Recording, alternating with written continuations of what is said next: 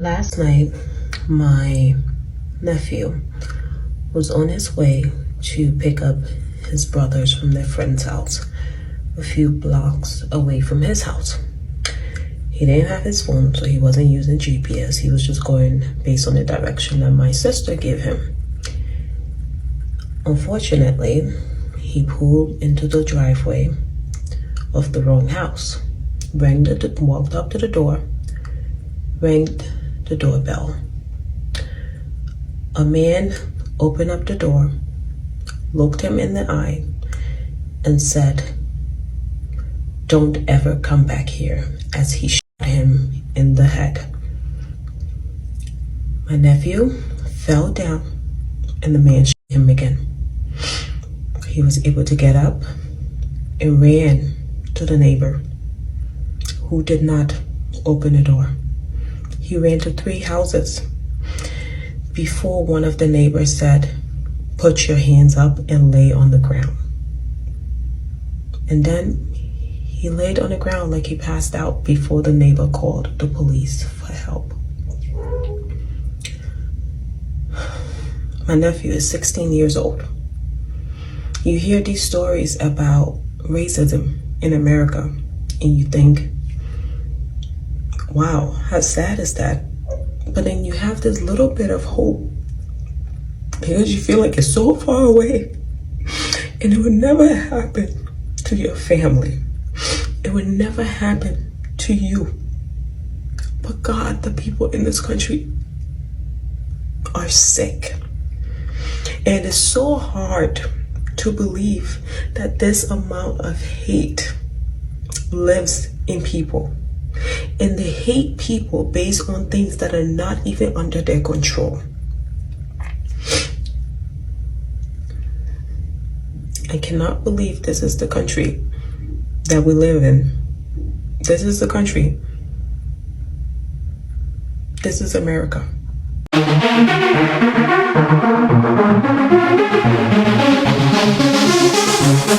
Oh, so fabulous. Hey guys, welcome back to the channel once again. It's your girl Dumebi Leah. Today's video is going to be something you guys probably heard about because it's been on for a while. The story of the young black boy called Ralph Yarl, the 16-year-old who was shot twice for ringing the doorbell of the wrong house. If you're not aware, let me just bring you guys up to speed. 16-year-old boy is in the hospital tonight after his family says he was shot in the head after knocking on the wrong door. The suspect is not in jail tonight, and that is sparking protests. Ralph Yarl meant to go to a house on Northeast 115th Terrace to pick up a sibling on Thursday night, but he went to 115th Street instead. After he knocked on the door, he was shot. Tonight, his family and the community are calling for justice. KMBC 9's Peyton Headley is in the studio tonight. And Peyton, you were there as hundreds were marching tonight. Right, Lynn. And the best news that we learned today is that Ralph Yarl is alive and he's healing. But he's got a long path of recovery ahead. This is the street where 16-year-old Ralph Yarl was shot twice after going to the wrong house to pick up his little brothers. And I want to just show you how close this street is to the street where his brothers actually were. So this is Northeast 115th Street. And I'm just walking 1 block right down there, 1 block away, where the next street sign is. That is Northeast 115th Terrace. That's where his little brothers were.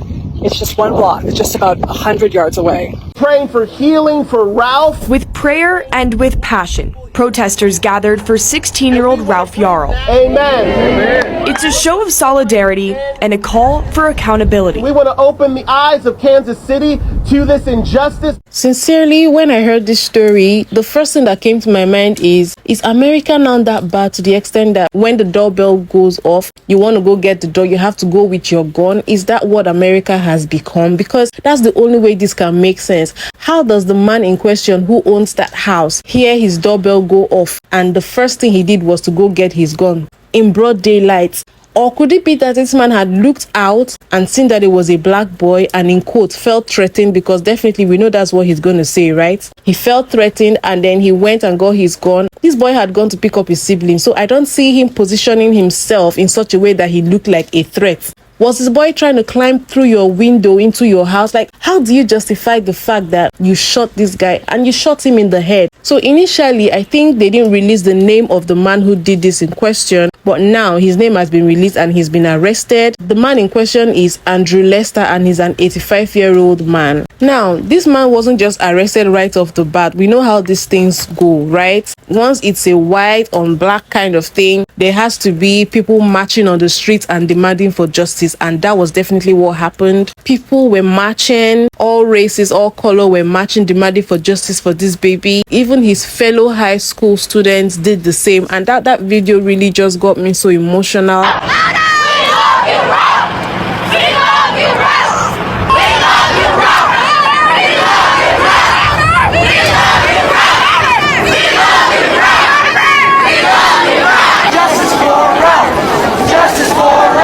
As a mother of 3 children, this enrages me. Calls for justice across the country after a Kansas City teen went to the wrong home to pick up his younger brothers, and the homeowner shot him. Officers arrived at the scene after a neighbor called 911 and took the homeowner immediately into custody. The homeowner, who has not been identified, was released after 24 hours pending further investigation. A person can be held up for 24 hours for investigation of a felony, at which time they're required by Missouri law to be charged or released. Authorities here say they need more evidence. They want to talk to this teenager and they want to continue this investigation. So he was released, and it's part of the reason why people are so upset this morning and why they're asking for justice. Let me just go right ahead and play some of the reactions to this situation.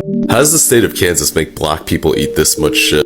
And thank you for joining us tonight at 10. I'm Greg Payne. Hundreds of protesters took to the streets of the Northland today in a sign of support for a 16-year-old that was shot Thursday night when he mistakenly went to the wrong home trying to pick up his younger siblings. No charges have been filed against the shooter, and the story has picked up steam on social media. You mean to tell me that if a 16-year-old boy accidentally knocks on my door, I could whip out my Glock, put one to the head, and then double tap him in the chest after he falls to the floor and not get arrested? Like, is that what you're telling me? Like, I just want to be clear, if that had been a pizza delivery driver or like a Girl Scout trying to sell me Thin Mints and they actually knocked on this door instead of this door, you mean to tell me I can get off scot-free and not get arrested? The homeowner was taken into custody and placed on a 24-hour investigative hold. Translation, we took the dude to the station without cuffs and asked him some questions, and he told us, oh, it was a mistake, so we let him go. After consulting with the Clay County Prosecutor's Office, the homeowner was released pending further investigation due to the need to obtain a formal statement from the victim, forensic evidence, and compile additional information for a case file to be presented. I shit you not, they swear you're dumb. They literally just told you, yeah, we couldn't arrest the guy because the kid survived the shooting and we were waiting for him to wake up from his coma so he can actually press charges. I also love how they threw the token black dude out there to be like, oh yeah, we would have been all over this case if we didn't see it on TikTok. Yeah, that's why we're putting out this statement. Like, it's fucking wild, man. Like, did you know if you get caught driving with a suspended license, like, it's a coin flip whether or not they arrest you right then and there, depending on if it's quota month. But you know, when it's time to do something to make the community feel safe, nah, it's just too much work. People keep describing Ralph Yarl as quiet, academically gifted, musical genius, brilliant, kind, well-mannered, and quiet. One of his teachers said he's quiet, but he's literally taking in the world. You just notice he's just observing everything. He was a bother to no one, and he brought those manners to the front door of the address he got mixed up, just trying to pick up his younger siblings. He rang the bell, and even though they were taking longer than he expected to come to the door, he just waited, because that's who he was. That is when this man, 84-year-old Andrew Lester, opened the door. He wasn't curious about why the young man was there. He didn't ask questions. He simply said, according to Ralph, "Don't come back around here again," before immediately shooting him in the head, cracking his skull. When Ralph's 16-year-old body hit the floor, Andrew Lester opened fire, shooting him again. Ralph had to go to 3 different houses before he got help. He was made to lay on the ground with his hands up before they agreed to help him, because, though wounded, his black skin still posed a threat. And all this happened because he went to 115th Street instead of 115th Terrace, a mistake that kids, even adults, make all the time. Andrew Lester claimed he was scared to death of Ralph's size and feared he would be unable to defend himself because of his elderly age. So that's why he shot him without uttering a word. But Ralph said Andrew told him before trying to murder him, "Don't come back around here again." I'm reminded of stories like the one of 17-year-old Jordan Davis, who was killed at a gas station by a 45-year-old white man because his music was too loud. Michael Dunn, the shooter, told his fiancée who was with him, "I hate that thug music," as soon as he pulled up to the gas station. I'm reminded of Ahmaud Arbery, shot and killed Travis McMichael for going on a jog in Georgia. I'm reminded of Botham Jean, in his own apartment because a white woman, Amber Geiger, thought it was hers. This is America. This is an extension of the racial legacy that states like Missouri and Florida have been trying to leave unaddressed by banning books and limiting conversations. This is for Ralph, who reminds me so much of myself, for every other black person who's ever fit the description, who's ever been a target, for every black person who's ever been violently harmed or murdered, for existing in skin known to elicit white fear and white violence in America. We demand justice, and without justice, there is no peace. So we now know who tried to kill Ralph Yarl, 84-year-old white man named Andrew Lester, and there's a warrant out for his arrest. And immediately after seeing this news, I saw this tweet. Elderly white people who kill a black child in 2023 are the 20-somethings who lynched black folks and got away with it. What I want to just say is that we need to understand that these are modern day lynchings. Lynchings never stop. That's what these are. These are modern day lynchings.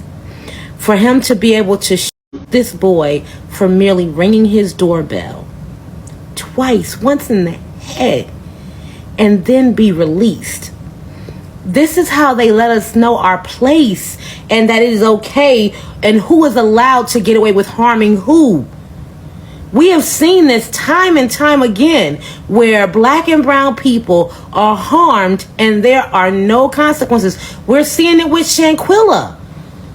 Like, these are modern day lynchings. They are letting you know who it is okay to hurt and harm and who can get away with it. What the hell is wrong with America? Yesterday, we had a 20-year-old woman shot dead in upstate New York because she pulled into the wrong driveway. And the other day, we had 16-year-old Ralph Yarl shot twice behind a locked door because he knocked on the wrong house in a neighborhood. And you know what's common between these two instances? It was caused by a crazy person with a gun. If we had more gun control and made it so that you can't go to your local Walmart and walk out 10 minutes later with a gun, this would have never happened. We need more gun control because things like this will continue to happen if we refuse to act.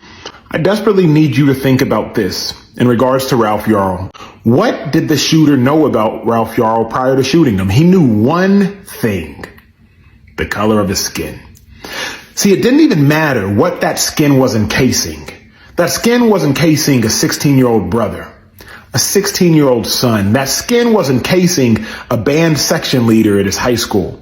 That skin was encasing Ralph Yarl, who was hopeful to attend college at Texas A&M and be a chemical engineering major. That skin was encasing one of the brightest minds of the next generation. But that didn't matter, because all of that brilliance, all of that youth, all of that was negated by one thing: the color of his skin.